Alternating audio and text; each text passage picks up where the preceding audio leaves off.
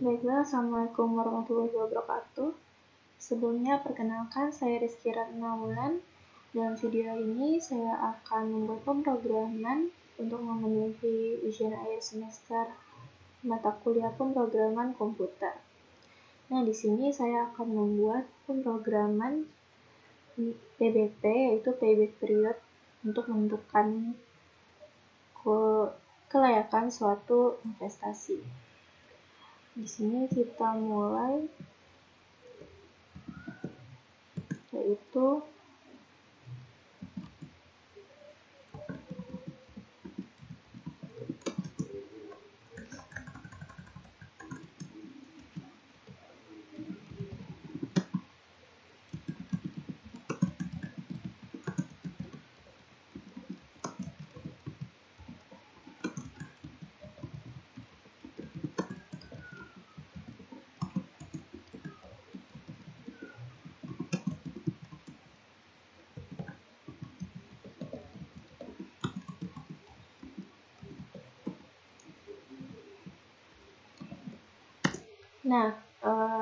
program ini dimulai dengan menghitung fungsi menghitung PBP. Nah, di sini kita ketik def PBP yang berisikan variabel i, kemudian p, kemudian h, kemudian n. Kemudian di sini K, yaitu rumus PBP sendiri ialah I dikali N, kemudian dibagi dengan T dikurang H. Kemudian di sini return H. Nah, kemudian kita akan menentukan waktu saat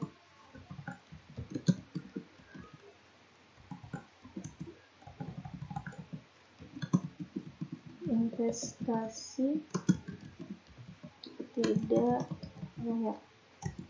Itu dimulai dengan kita menginputkan nilai pada suatu variabel, di mana i ini adalah investasi awal.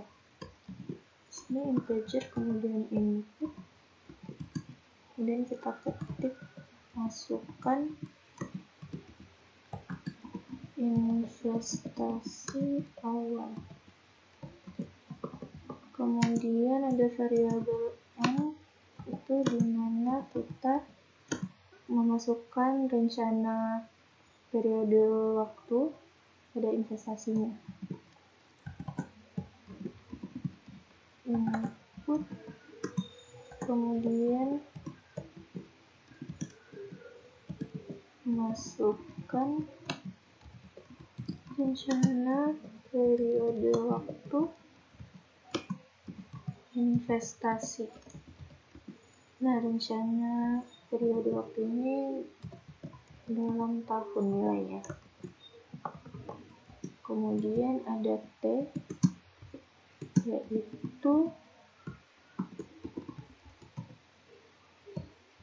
pemasukan dalam 1 tahun dari investasi yang telah kita pilih.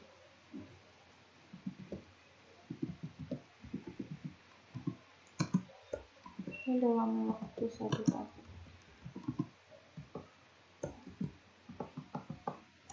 Kemudian terakhir ada H, yaitu pengeluaran di dalam investasi tersebut dari proyek yang telah dilakukan. Kita ketik masukkan pengeluaran juga dalam 1 tahun. Nah, kemudian kita ketik di sini K itu sama dengan K kurung siku 0 dikali N itu adalah periodenya. Kemudian kita buat kondisi di mana investasi sama dengan true. Nah, kemudian kita ketik di sini for i in range yakni 1. Kenapa dari 1? Karena periode waktu itu dimulai dari tahun pertama atau ke-1. Kemudian di sini n plus 1. Ikuti inputan n yang akan kita masukkan nanti.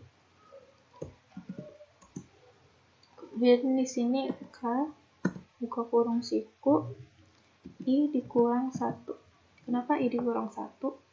Karena array itu dimulai dari 0. Nah, jika tadi kita dimulai dari 1, maka jika kita di sini 1 dikurang 1 itu sama dengan 0.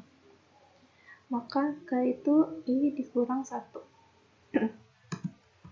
Kemudian di sini pbp, kita masukkan variabelnya i, t, kemudian h, kemudian i. Nah, kemudian di sini if